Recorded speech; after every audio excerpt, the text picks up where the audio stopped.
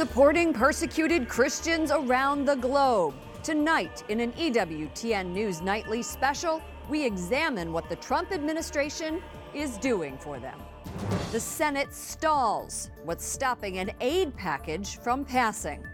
Archbishop Bashar Warda. It's a very slow process of rebuilding these villages. My one-on-one conversation with a Chaldean Catholic cleric from Iraq, who shares his first-hand experience and what his flock faces.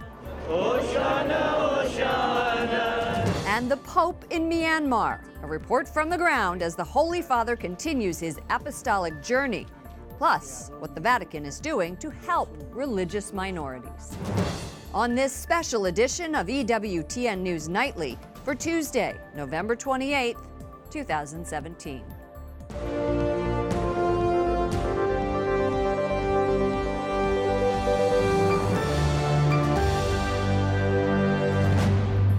Good evening from Washington, D.C., and thank you to those of you joining us from around the world for news from a Catholic perspective.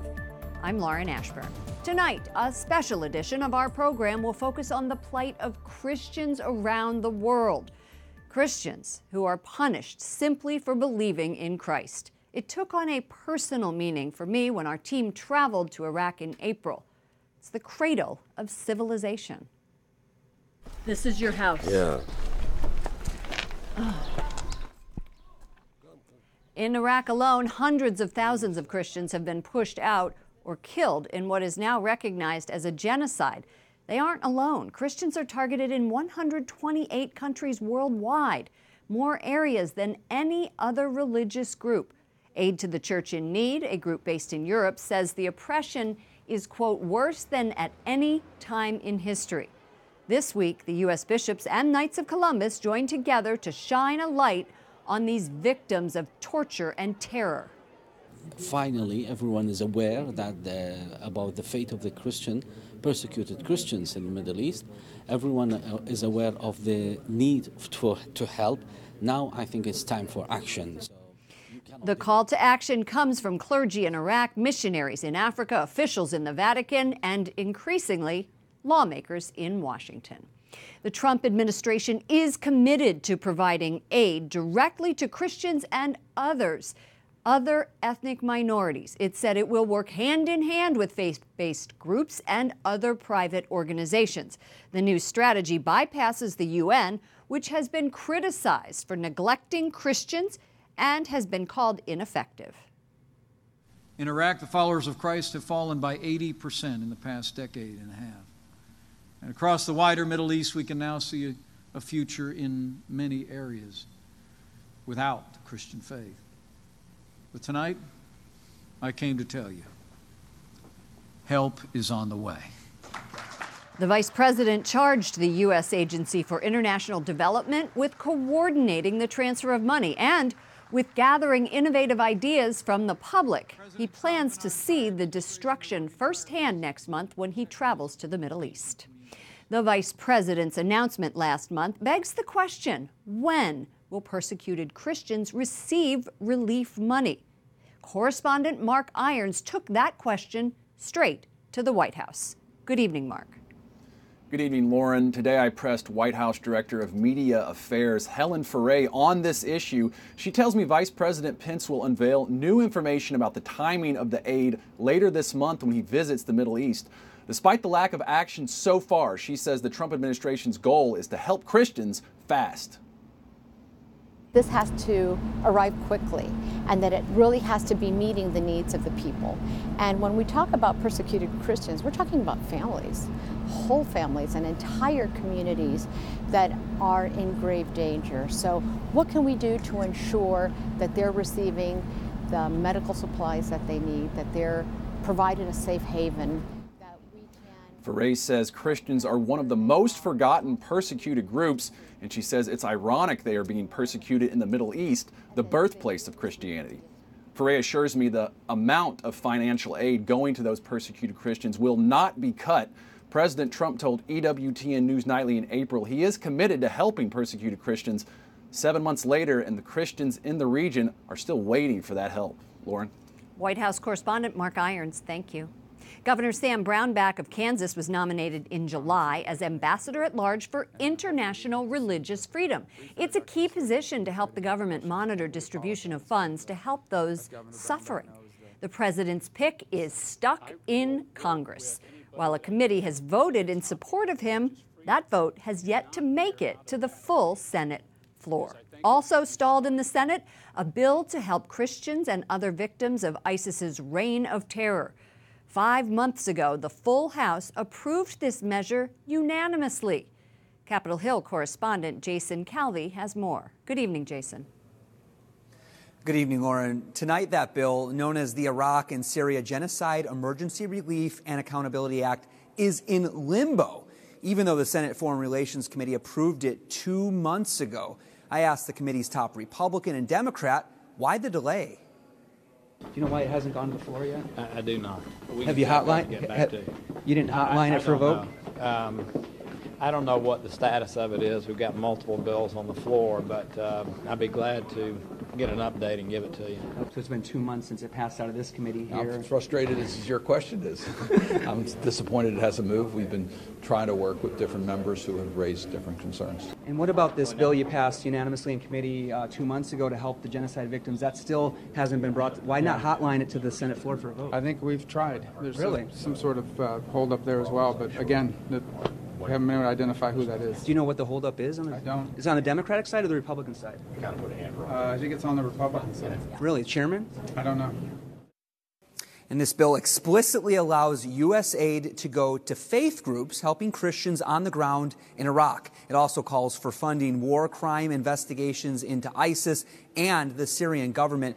The idea to collect evidence now so war criminals later can be successfully tried. Lauren? Jason, interesting that Senator Marco Rubio said that it could be a Republican holding this up. Capitol Hill correspondent Jason Calvi. Thank you, Jason.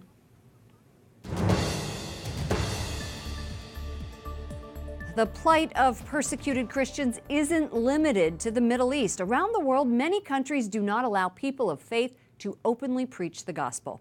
Correspondent Wyatt Goolsby joins us from the State Department with some of the worst offenders.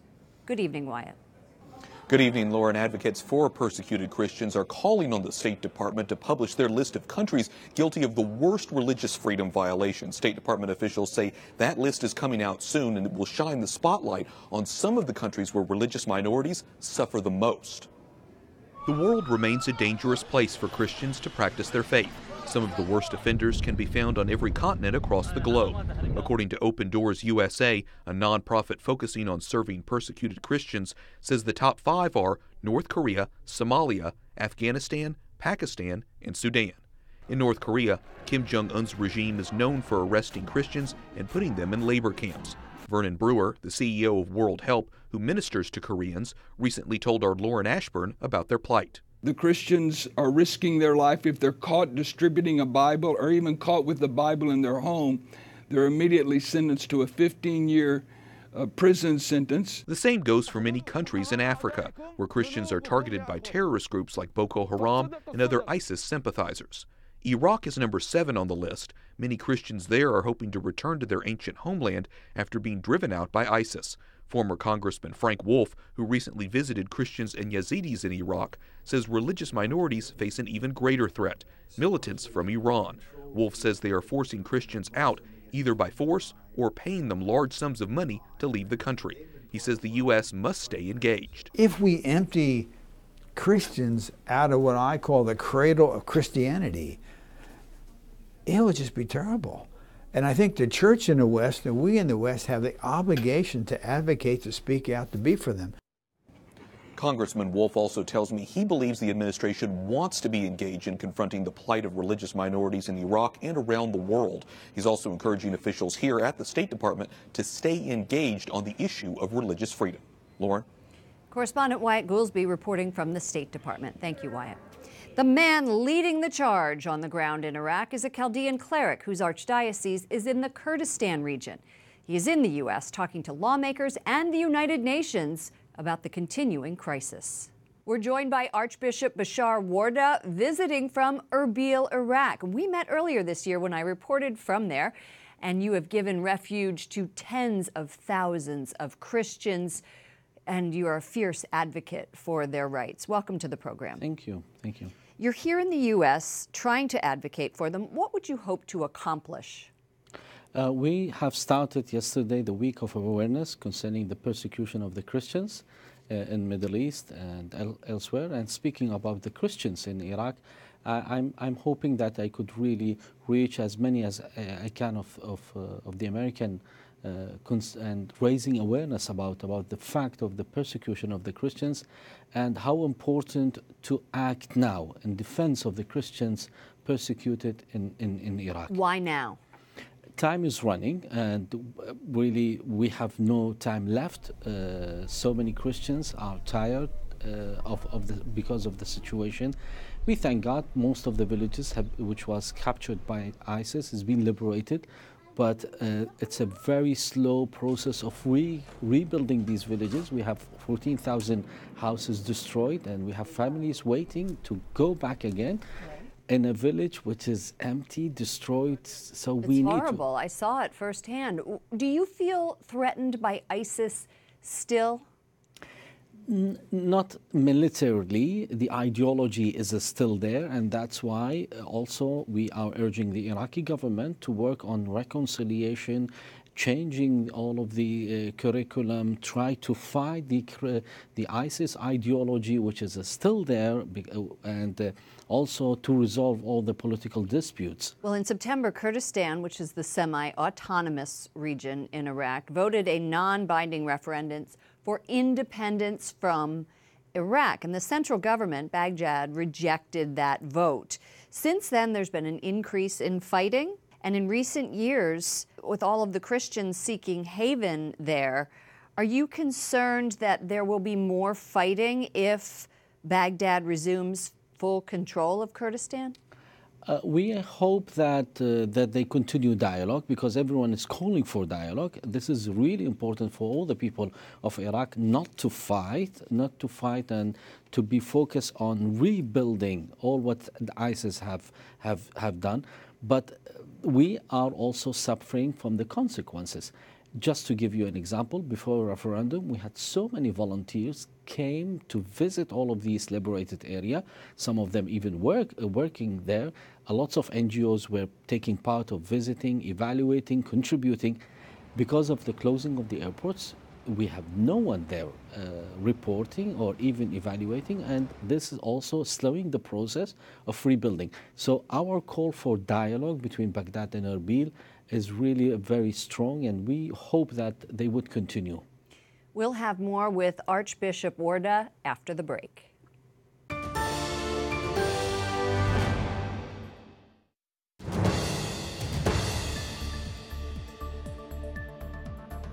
Welcome back to EWTN News Nightly. I'm Lauren Ashburn. We are here with Archbishop Bashar Warda, visiting from Erbil, Iraq. We are going to continue our conversation. You are a very strong defender of rights of Christians in Iraq and throughout the region. You're speaking at the UN later this week, and Vice President Mike Pence has called the UN ineffective when it comes to providing aid to Christians. Does the UN give aid to Christians? And what should the UN be doing for Christians? We are really grateful for the Vice President's speech and also action to work directly with the affected groups via really getting in contact with us and with other people who took care of their communities. And we hope that also that the US could really do the work right. A lot of criticism was made concerning the UN not working with the people who were really responsible in providing food and shelter and medicine for the IDPs, and they IDPs are internally displaced people. Persons who are in the camps. Yes. So, in fact, so many times they came and told us that you are doing very good to your community, and the service that you are providing, it's beyond our capacity, and they left us.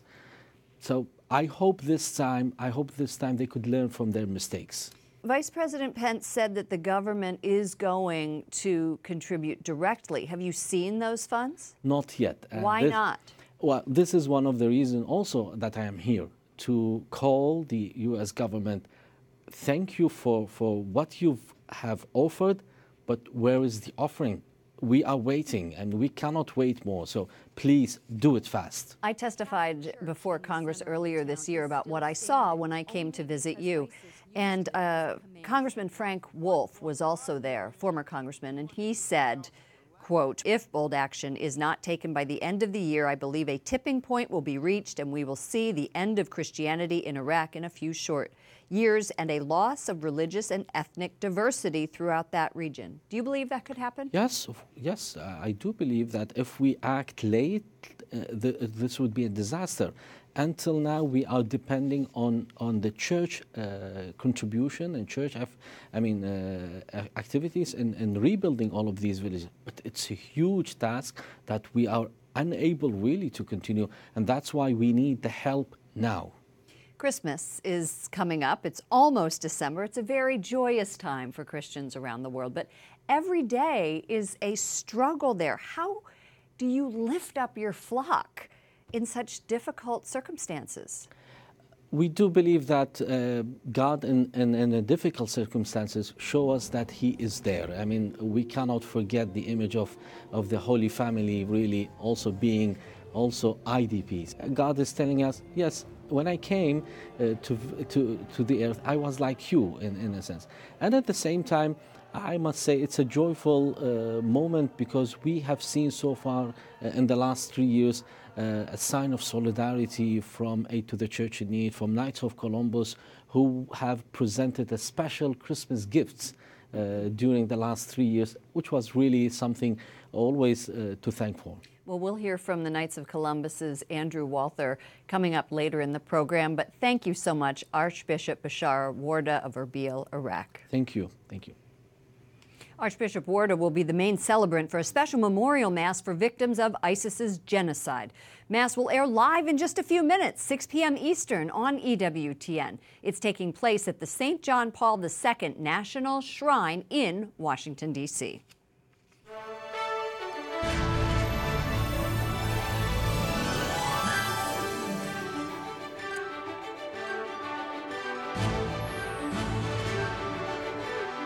And we continue our coverage of the Pope's apostolic visit to Myanmar, also known as Burma. Today, Pope Francis says the Buddhist nation's future depends on respecting the rights of every ethnic group. And the Holy Father met today with Myanmar's civilian leader, Aung San Suu Kyi.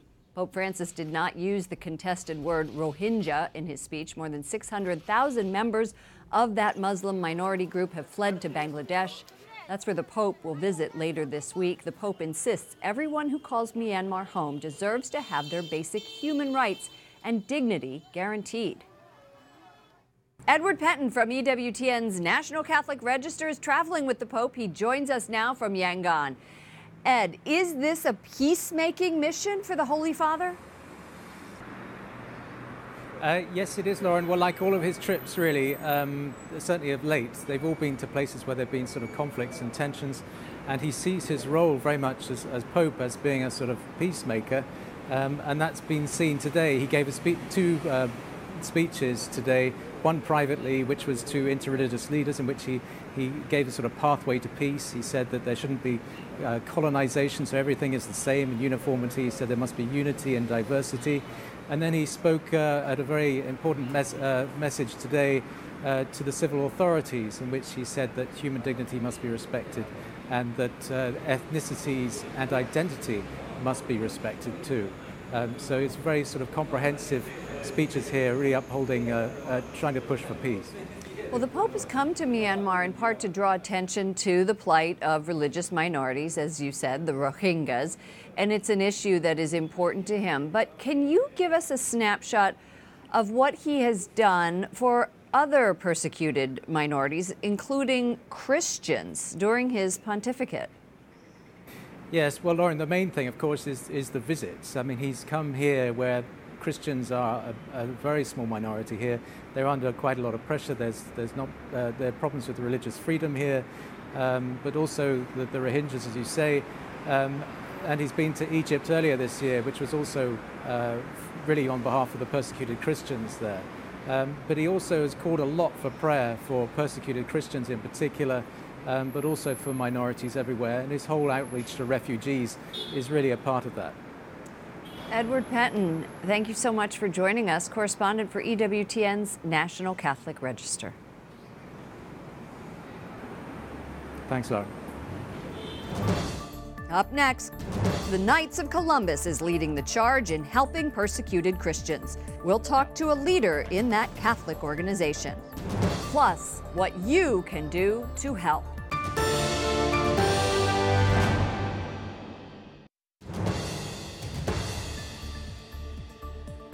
Look with mercy on your servants who are persecuted for their faith in you. Grant them perseverance and courage to be worthy imitators of Christ.